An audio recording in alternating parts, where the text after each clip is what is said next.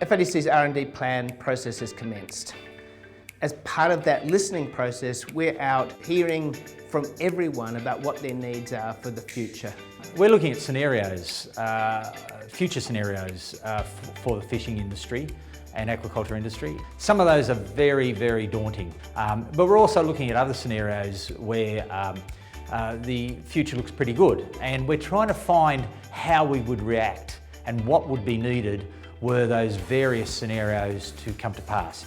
Things that we often take for granted, such as the health of the aquatic environment, the well-being of fishes, those things have bubbled up to the top as really important key drivers, whereas we tend as an industry to go to our hot topics rather than actually look at what's driving those underneath. And because of the unique characteristics that we have, we can't really look to any other model as an exact solution for us either. So we're actually, in many ways, on a frontier together, incorporating traditional owners, recreational fishers, commercial fishers, and of course all the other stakeholders in finding new ways forward. And those new ways have to be built upon relationships that take account of everybody's needs and rights, but also an understanding that it's not about drawing a map or a line in the sand, it's about continuing to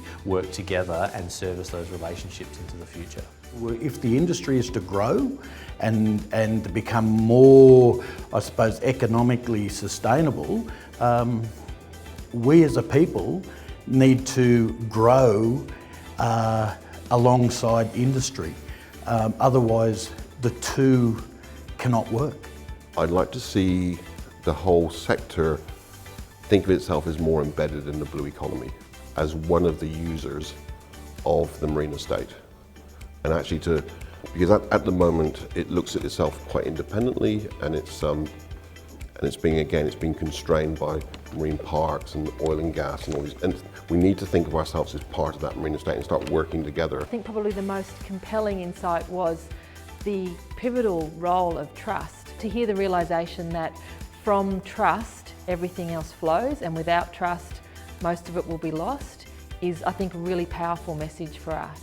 So the insights that I'm getting is in terms of new direction, and it is quite encouraging because I'm seeing things like uptake of technology and innovation on the radar, which previously wasn't there. There's also quite a lot of attention being paid to biosecurity risks and how to attend to those, and also the recognition of the various sectors and their representation in the way we go about our harvesting strategies. Doing this process has been pretty confronting in the sense that you can't be naive anymore. For me, where the industry will sit in 2025 depends on what we do now. I think as an industry we've focused too much on fighting each other when that's not who the enemy is or ever was. I think that we need to be prepared to demonstrate that we are just as concerned about protection of the environment as the rest of the community are, that we're just as concerned about animal welfare as the rest of the community are, and we just have to get our message out there. Without the support of the community, I don't believe that we will have a very bright future, whether it's in the short term or the long term.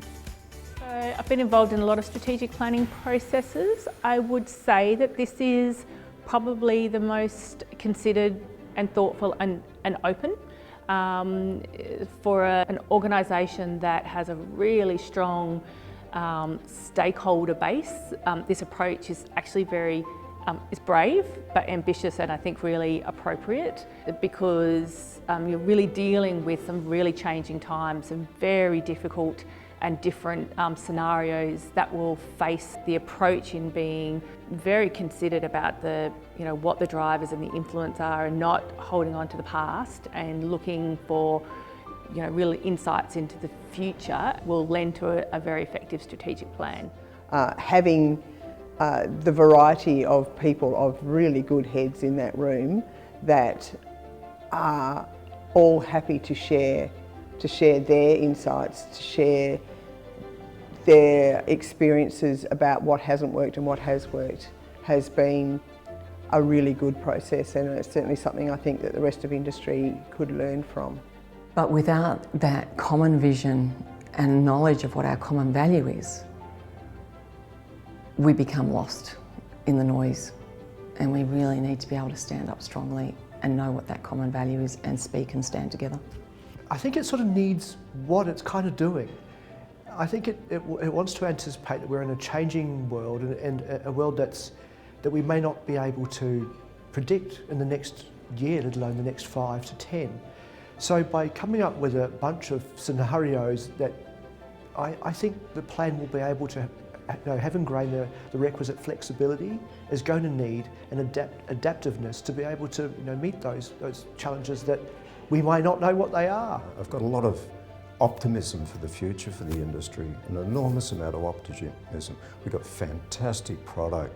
We've got great governance around the harvesting of seafood in Australia. We've got fantastic resources.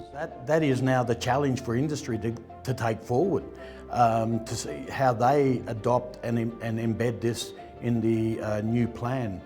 So we'll know the why, we'll have a really clear understanding and a shared vision of the what needs to change, and the how, I think that's the remaining hurdle or challenge to overcome as to what can we do differently in order to implement this amazing strategy that we'll be gifted from the shared collective of minds. So.